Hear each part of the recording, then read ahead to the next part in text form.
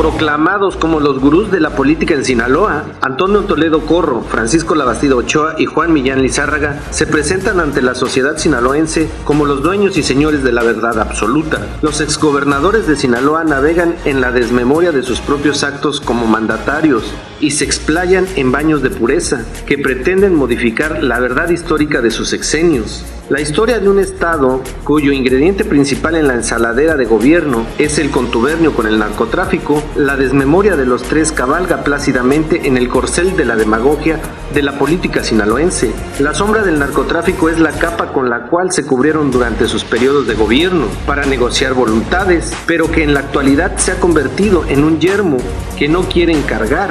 Enriquecimiento sin precedentes, corrupción y una interminable impunidad son las banderas que ondean en lo alto de un cinismo lleno de grotescas opiniones.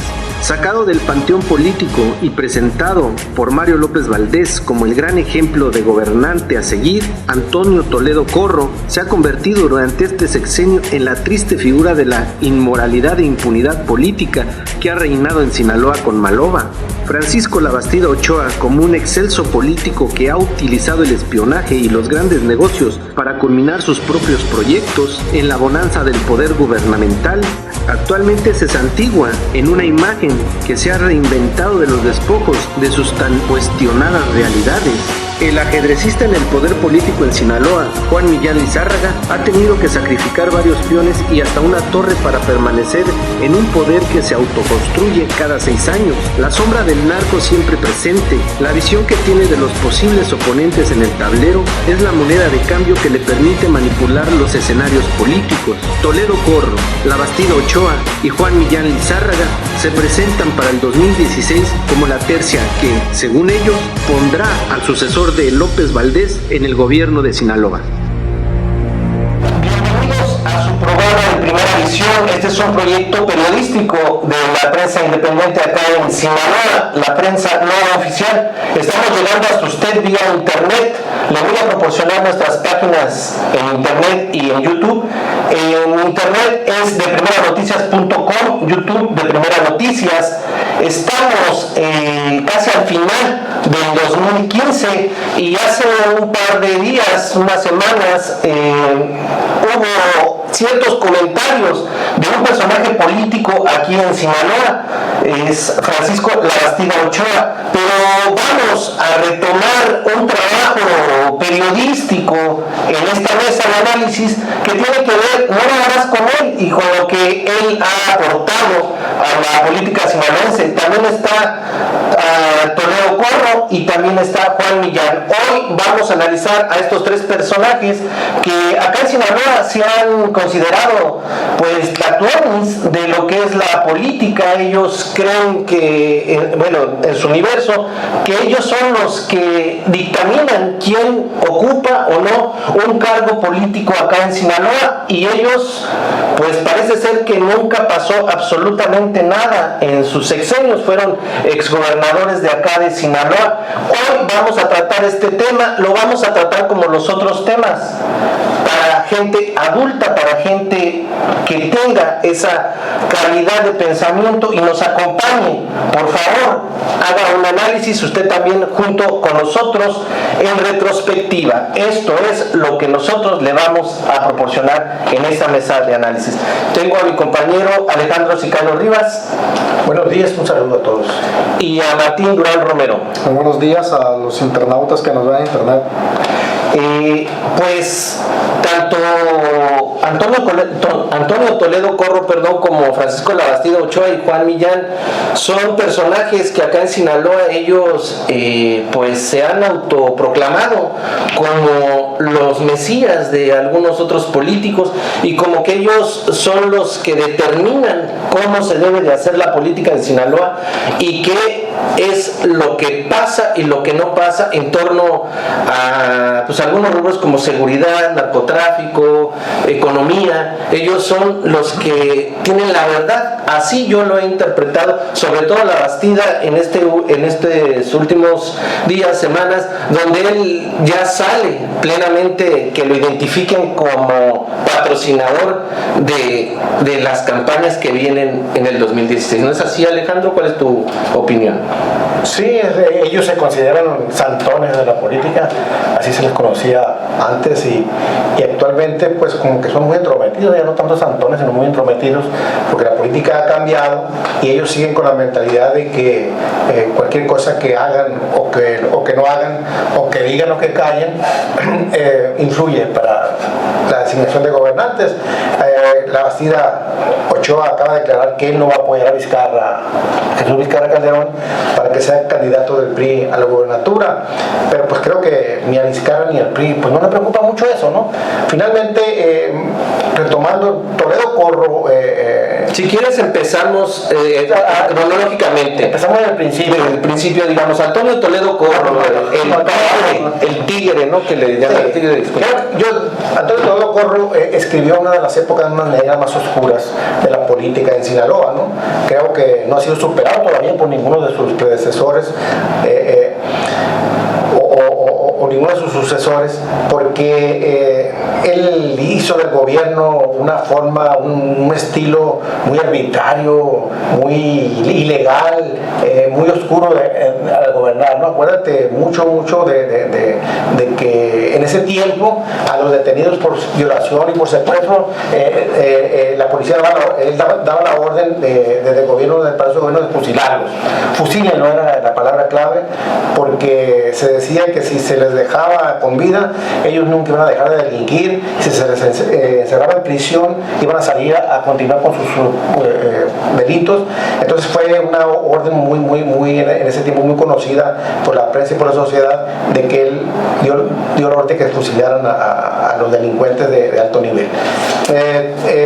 La embestida negra contra la universidad, que era embestida fuerte para acabar con la prepa de la universidad, su compadrazgo, su amistad con ciertos líderes del narcotráfico, pues lo marcan como una de las épocas más oscuras de los gobiernos. Martín, hay unas frases que lanza el gobernador actual, Mario López Valdés, porque realmente él es quien lo incorpora otra vez a esta vida política y social, ¿no? Una de ellas es: tigres de esta naturaleza debe de haber más en la selva de Sinaloa. Es un guerrero más que un tigre, señaló.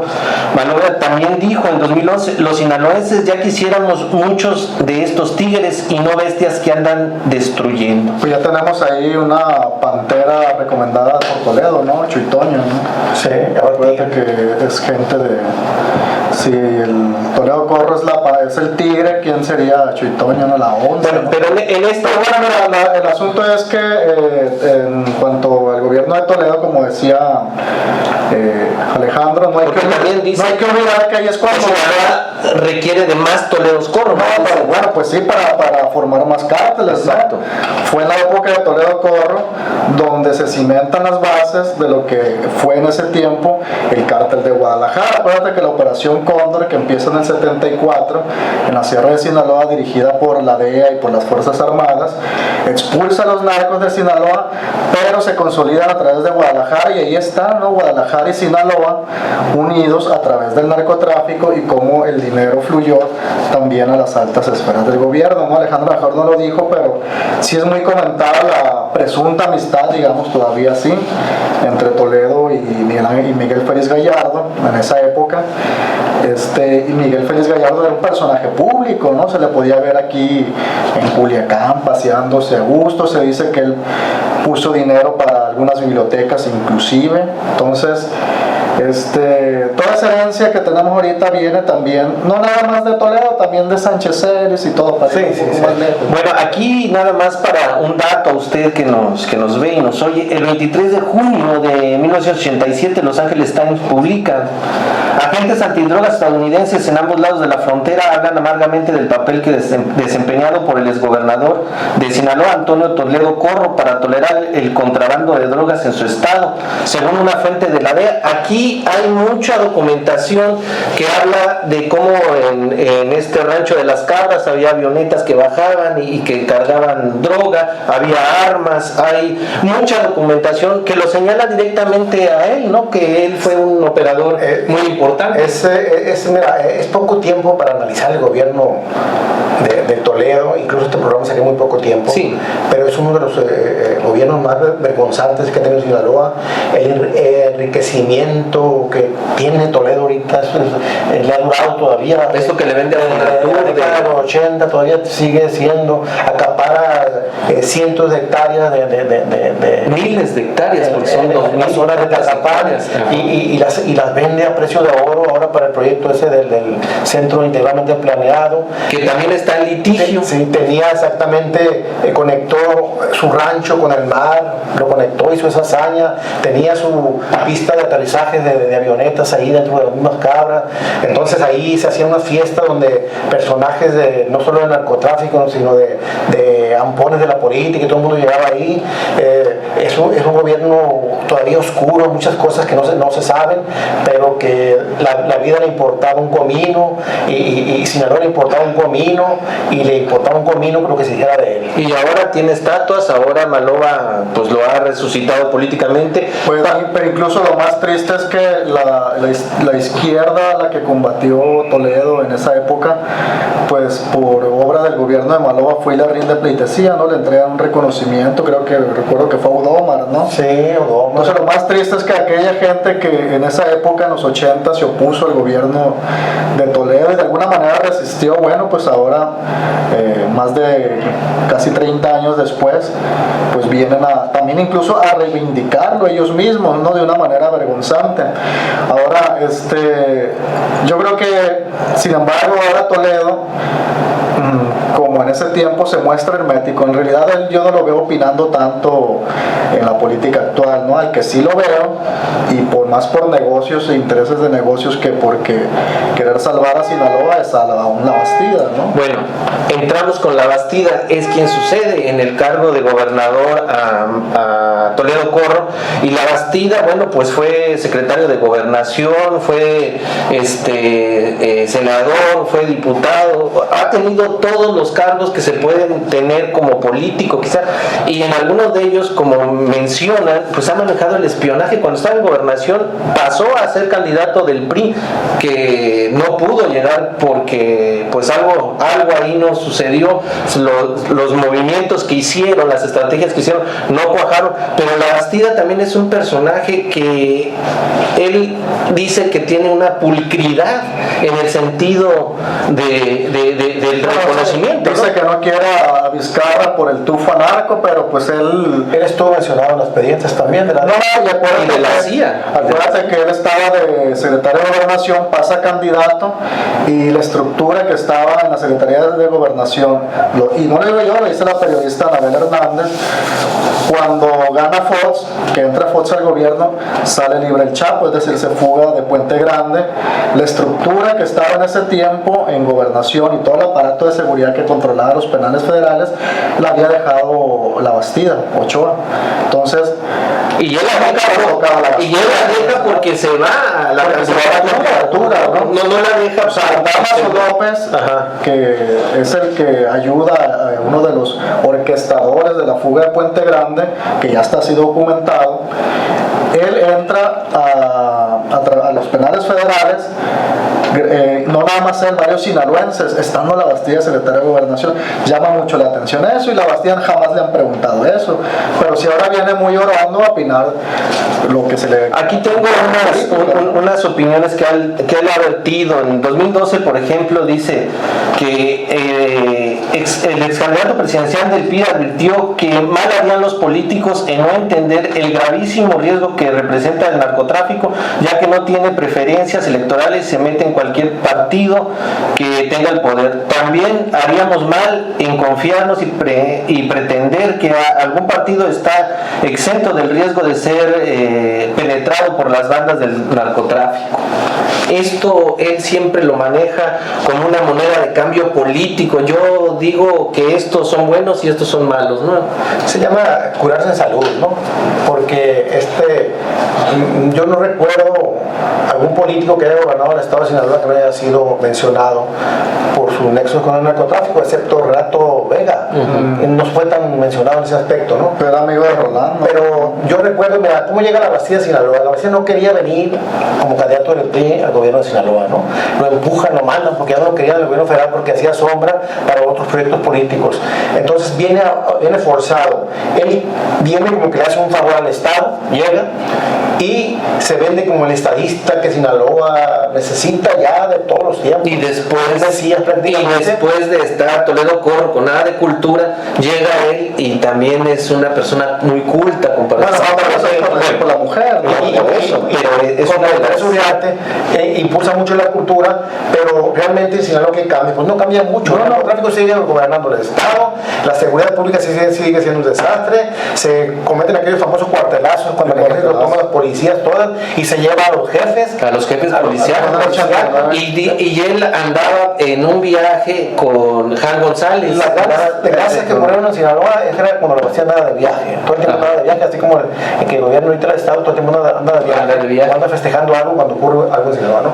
Entonces la Bastida le tira realmente desde el principio a la candidatura del PRI a la presidencia de la República, ¿sí? Entonces de aquí se va diciendo, hice un excelente trabajo, una excelente obra en Sinaloa, voy a ser reconocido a nivel nacional, pero no se le reconoce porque no hay mucho que resaltar, excepto los programas de cultura que le dan una vuelta al país, pero más allá no se solucionan los graves problemas del Estado y no se cala aquí como el estadista que dijo que no, pero en realidad lo de cultura, sí, o sea, me refería a que no había nada, cualquier cosa es importante. Teresa Uriarte, ¿no? Fue un logro más.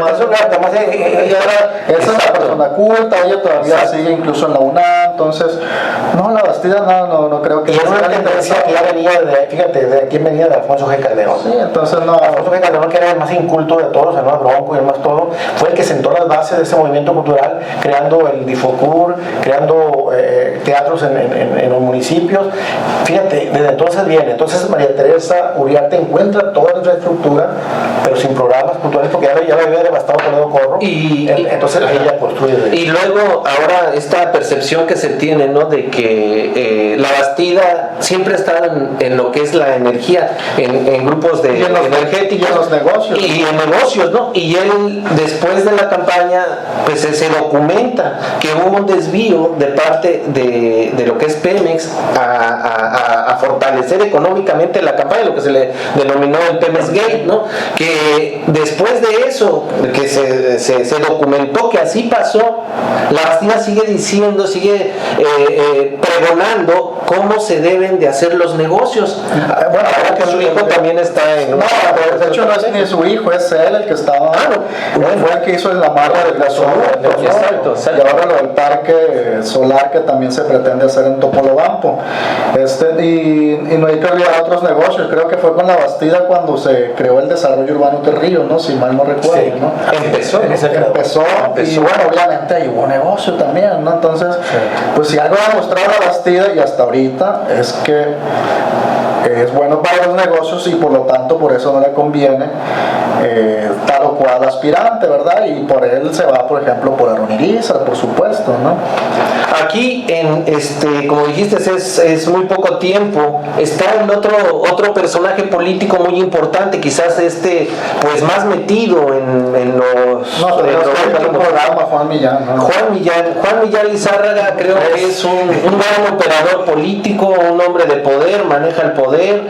Se ha visto que puede ganar o puede perder según cómo él vea las cosas o a quien apoye. Juan Millán, pues qué decir de todo el manejo político que él tiene, ¿no? El poder que ha ejercido sobre los demás. Mira, lo que tiene es que tiene buen olfato político, sabe detectar los momentos que vienen y es un estudioso del fenómeno político, pero no es que tenga todos los hilos del poder en sus dedos, que sea el gran elector en Sinaloa, ¿no? Sabe moverse. Acuérdate que ahora que con las candidaturas independientes, él suscribe un desplegado donde apoya las candidaturas independientes. ¿Cuándo? Ya se reunió con Cloutier, sí, ¿no? Ya se reunió con el diputado federal independiente que tenemos. Entonces, yo creo que sabe detectar los momentos que vienen y los capitaliza a su favor y así como supo que la alternancia en Sinaloa se acercaba, que ya era insostenible en los gobiernos del PRI, así como supo que Reforma y su gente del aparato de espionaje tenían expedientes de Vizcarra y que Vizcarra iba a ser candidato y que ellos lo iban a devastar. Entonces sabe mover las fichas dentro del tablero político, pero no es el gran gurú de la política, no es el que viene a decir este va a ser, este no va a ser.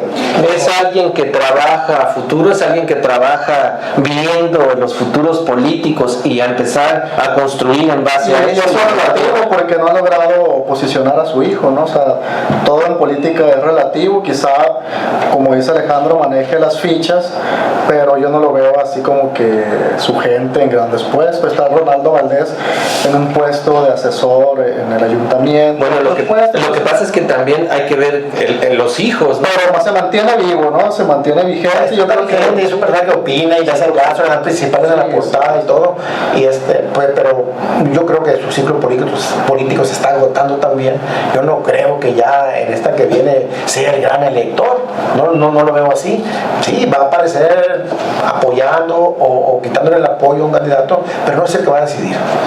¿Cuál es tu comentario final? Se nos acaba el tiempo, Martín. ¿Qué te queda de toda esta charla? Pues mi comentario es que al final de cuentas ya ahora en enero vemos lo que va a ocurrir y a estos personajes santones o pseudo santones pues van a seguir opinando y tratando de meter su cuchara, ¿no? Y está bien, pues en política todo se vale, ¿no? Yo creo que el responsable es Mario López Valdés, todo yo va a decir, pero sí es, porque él trata de hacer emerger a Toledo Corro. ¿Qué necesidad tiene de eso? Yo creo que de los tres ese es algo que todavía sigue llamando la atención. Él también tiene como padre político a Juan Millán. Entonces creo que es el centro de todo esto, es Maloba, que ha tratado de rescatar a esa gente que no está muy bien posicionada en la conciencia social o en el conocimiento social del tema político. Recuerdo, visiten nuestra página en internet de primeranoticias.com, nuestro sitio en YouTube de Primera Noticias. Les recuerdo, este esfuerzo es para un público maduro, un público que creemos estaba esperando este tipo de ejercicios periodísticos. Gracias a usted que nos oye y nos escucha, le invito a que nos siga acompañando en otra transmisión. Muchas gracias y hasta pronto. Hasta luego.